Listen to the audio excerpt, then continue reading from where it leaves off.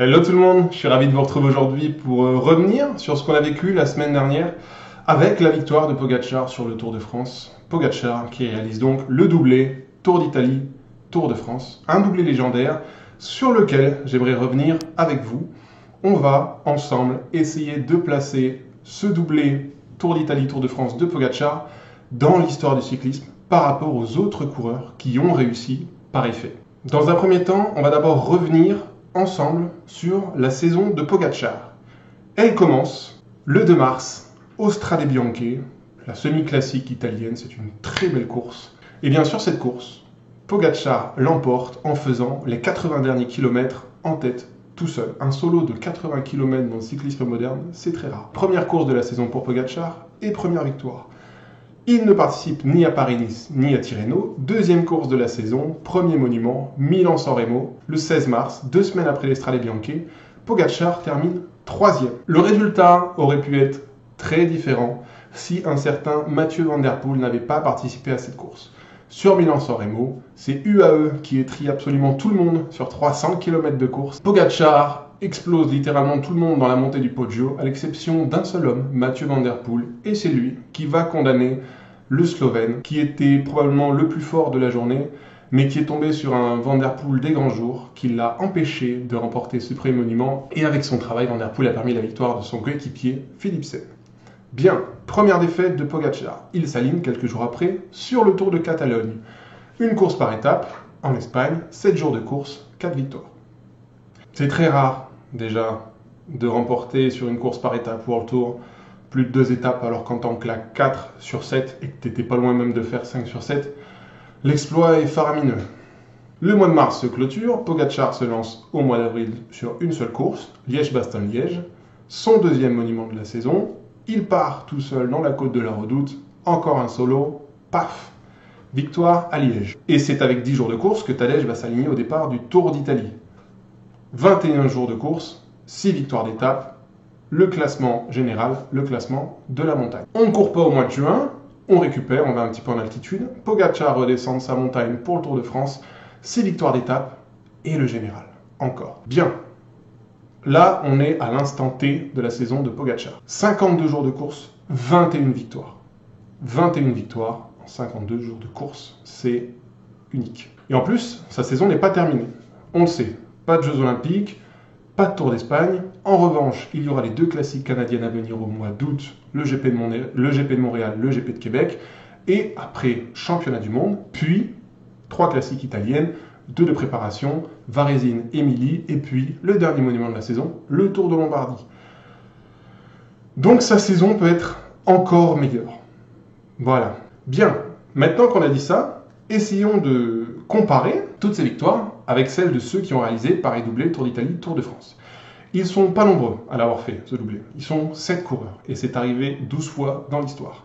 Marco Pantani, en 98, Miguel Indurain, en 92 et 93, Stefan Roche, en 87, Bernard Hinault, en 82 et 85, Eddy Merckx, l'unique, en 70, 72 et 74, Jacques Anquetil, en 64, et Fausto Coppi, en 49 et en 52. Bien, maintenant revenons en détail sur les saisons de ces mecs-là lorsqu'ils réalisent le doublé Tour d'Italie, Tour de France. Je vais me concentrer sur les victoires d'étape sur le Tour d'Italie et sur le Tour de France et regarder s'ils ont gagné ou championnat du monde ou monument.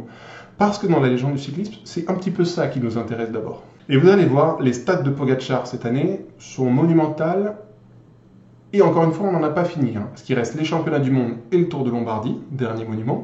Et Pogačar a déjà Liège, un monument sur 5, 6 victoires d'étape au Tour d'Italie et 6 victoires d'étape au Tour de France. Remontons le temps ensemble. En 98, Pantani réalise son doublé Tour d'Italie, Tour de France, avec 2 victoires d'étape sur le Tour d'Italie, 2 victoires d'étape sur le Tour de France. Pas de championnat du monde, pas de monument. Pour Miguel Indurain, c'est pareil, et en 92 et en 93. 2 victoires d'étape sur le Tour d'Italie et 2 victoires d'étape sur le Tour de France à chaque fois.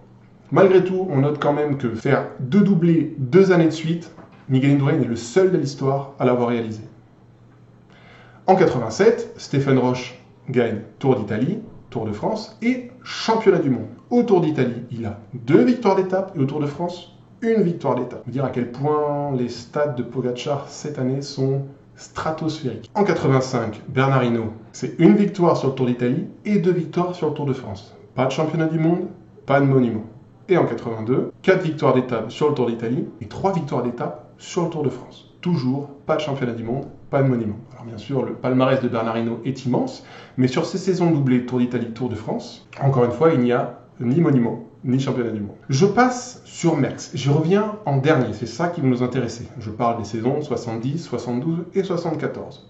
On saute et on passe à Jacques Anquetil en 64. Une victoire d'étape sur le Tour d'Italie, 4 victoires d'étape sur le Tour de France. Pas de monument, pas de championnat du monde. On notera quand même que Anquetil en 64, il enquille Tour d'Italie, Tour de France, et que l'année d'avant, en 63, il fait Tour de France, Tour d'Espagne. Et enfin, je termine avec Fausto Coppi en 52, 3 victoires d'étape sur le Tour d'Italie, 5 victoires d'étape sur le Tour de France. Pas de monument et pas de championnat du monde. En revanche, en 49, Coppi sur le Tour d'Italie, 3 victoires d'étape, et sur le Tour de France, 3 victoires d'étape. Et à cela, on peut ajouter 2 monuments, à savoir Milan-San Remo et Tour de Lombardie. Inutile de vous dire que avec cette saison-là, Fausto Coppi est le plus grand coureur italien de tous les temps, bien sûr. Bien, de tous ces doublés que je vous ai cités, il y en a 2 que je souhaiterais garder. Celui de Coppi en 49 et celui de Stephen Roche en 87. Bien, maintenant venons à la personne qui nous intéresse le plus, le GOAT, le plus grand coureur de tous les temps, Eddy Merckx. En 70, Eddy Merckx, c'est 3 victoires d'étape sur le Tour d'Italie et 8 victoires d'étape sur le Tour de France. Et à cela, on peut ajouter Paris-Roubaix, un monument. En 72, Eddy Merckx, c'est 4 victoires d'étape sur le Tour d'Italie et 6 victoires d'étape sur le Tour de France. Et à cela, on peut ajouter 3 monuments. Milan-San Remo, Liège-Bastogne-Liège et le Tour de Lombardie. Et enfin, en 74, Eddy Merckx, c'est 2 victoires d'étape sur le Tour d'Italie et encore 8 victoires d'étape sur le Tour de France. Et en 74, pas de monument, mais on peut ajouter les championnats du monde. Bien, au jeu des victoires d'étape sur le Tour d'Italie et le Tour de France, au jeu des monuments et au jeu des championnats du monde, eh bien, des coureurs qui ont réalisé le doublé, qui font une meilleure saison de Pogacar, eh bien, il n'y en a que 3 pour l'instant. Fausto Coppi, Stephen Roche, c'est à peu près pareil que Pogacar à l'instant T, et forcément Eddy Merckx. C'est-à-dire qu'à la clôture du Tour de France 2024, il n'y a que 5 dates dans l'histoire qui avaient fait l'écho d'une telle puissance sur une seule saison cycliste. 49, Coppi, Eddy Merckx en 70, 72, 74, et Stephen Roche en 87, avec ses championnats du monde. Je veux insister sur ce fait-là. À part Eddy Merckx, personne sur un doublé Tour d'Italie, Tour de France n'a gagné autant d'étapes. Et même si on fait le cumulé Tour d'Italie, Tour de France, même Merckx n'a pas fait mieux que 12 victoires d'étapes en cumulant Tour d'Italie et Tour de France sur une même saison. Vous la voyez, la saison de Pogacar? Elle est inédite, c'est du jamais vu. Alors, si je pousse plus loin la réflexion, est-ce que Pogacar est un des plus grands coureurs de l'histoire? Joker. À l'instant T, Pogacar, si on se base sur les statistiques, là, à moins de 26 ans, il ne rentre pas dans le top 10 des meilleurs coureurs de l'histoire du cyclisme. Dans l'absolu, il n'a pas les plus grosses stats que les coureurs cyclistes ont eu dans l'histoire du vélo, mais encore une fois, il n'est même pas à la moitié de sa carrière et sa trajectoire est phénoménale. Pour vous donner un ordre de comparaison, Eddy Merckx, le plus grand coureur de tous les temps, c'est 11 grands tours, 5 tours d'Italie, 5 tours de France, 1 tour d'Espagne, et 19 monuments. Pogacar, c'est 4 grands tours, 3 tours de France, 1 tour d'Italie, et 6 monuments. Miguel Indurain, en comparaison, c'est 7 grands tours, 5 tours de France, 2 tours d'Italie. Bernard Hinault, c'est 10 grands tours. Alberto Contador, dans l'histoire récente, si on nommait un petit peu les disqualifications, c'est 9 grands tours quand même, 3 tours d'Italie, 3 tours de France, 3 tours d'Espagne. Donc, Pogacar aujourd'hui n'intègre pas encore le top 10 de qui sont les plus grands coureurs de tous les temps. Mais là, dans l'absolu, sa saison, à part Merckx et Coppi, il n'y a personne qui fait mieux. Et c'est ça qui est fou. En revanche, si on prend la trajectoire, c'est-à-dire à moins de 26 ans, il a déjà 4 grands tours, 3 tours de France, 1 tour d'Italie et 6 monuments. Et ben ouais, il a la trajectoire pour être le deuxième plus grand de tous les temps, après Eddy Merckx. Alors bien sûr, là je suppute, on est dans l'hypothèse, on ne sait pas quelles seront les victoires à venir de Pogacar sur les grands tours, sur les monuments, les semi-classiques, les courses d'une semaine.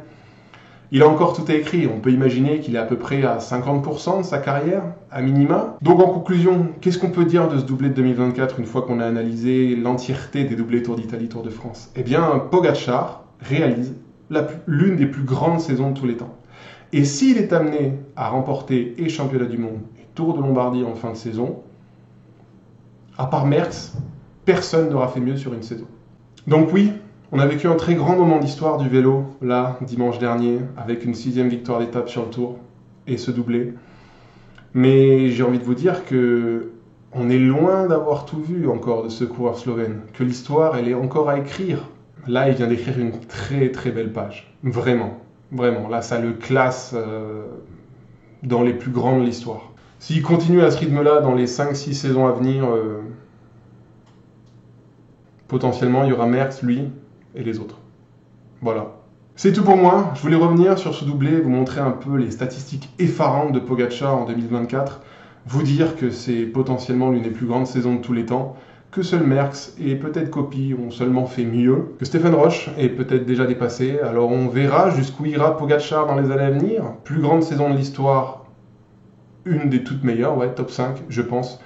Plus grand coureur de l'histoire? Non, pas tout de suite, mais dans quelques années, ouais, je le vois bien deuxième derrière Merckx si ça continue à ce niveau-là. Voilà, c'est tout pour moi. Merci d'avoir suivi cette vidéo. Je vous retrouverai vendredi pour discuter ensemble des Jeux Olympiques et notamment du chrono de samedi et de la course en ligne qui, elle, aura lieu une semaine après. D'ici là, portez-vous bien, prenez soin de vous et puis je vous dis à très vite. Merci, bonne soirée, ciao.